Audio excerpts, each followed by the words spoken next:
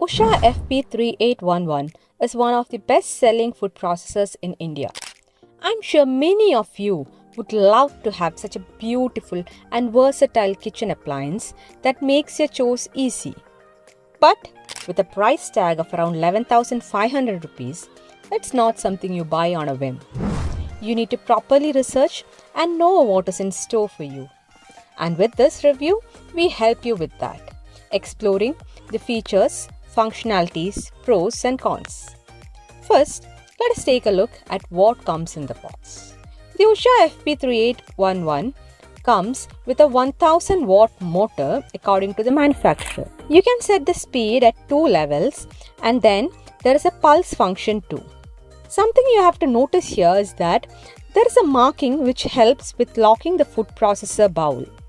And you have to give it an extra push towards the end to lock it properly in place. And the food processor doesn't work until it's properly locked in place, which is a much appreciated safety feature.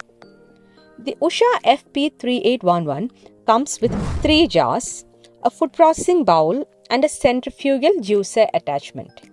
You get blades for chopping and kneading. Then there are discs for grating, shredding and slicing. The blades are reversible to adjust the thickness of slicing. There is also a whisking disc for whipping egg and cream.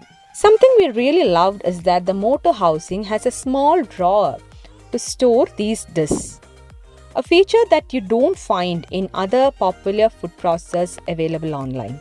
Now, let us take a look at how well the food processor works. You have to place the disc onto a holder and then place it on the drive shaft. We first tried thickly slicing a ripe tomato. This is a good indicator of the sharpness of the slicing blade. It came out well. But when slicing thinly using the reverse side, sometimes it becomes a bit mushy. Next, we sliced onion. Here too, the results were satisfactory.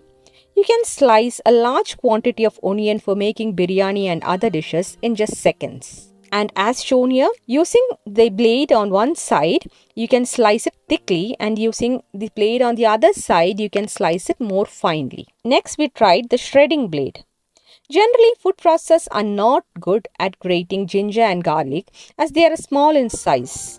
But as the manual said, it can be used for grating these. We tried, and as expected, the results were disappointing. Large pieces of ginger got stuck onto the blade itself. You could rather use a chopping blade for it instead of grating the ginger. But the grating blade is excellent for carrot, beetroots and such firm vegetables. The shredding blade can be used to shred beetroot, carrot and other firm vegetables into a larger size.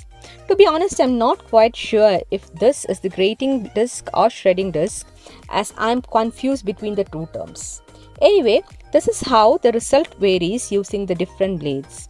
One is very thin and fine and the other is large and a lot more thicker. Overall, the discs are quite well designed. Just a little bit of ingredients get stuck on the slicing blade, but a tad more gets stuck in the shredding blade. The blades are sufficiently sharp to give desired results, and the storage is a helpful addition. Next, let's take a look at the chopping blade. It's excellent at chopping herbs like coriander, onion, and other ingredients finely. It's also good at mincing boneless meat.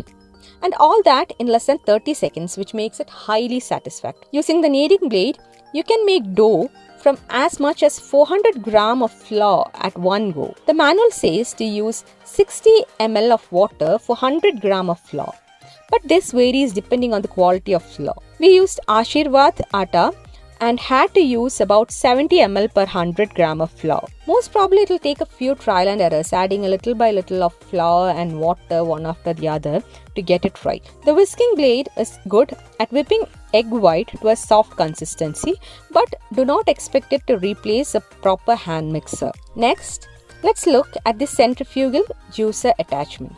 Its design is good and it appears just like another dedicated centrifugal juicer. But when it comes to the juice yield, it is disappointing. When making pomegranate and apple juice, the pulp retains a lot of juice. Most of the pomegranates were not even properly crushed. So the centrifugal juicer is a bit of a disappointment. But the citrus juicing is excellent. You can make juices of oranges and musambi quickly and efficiently.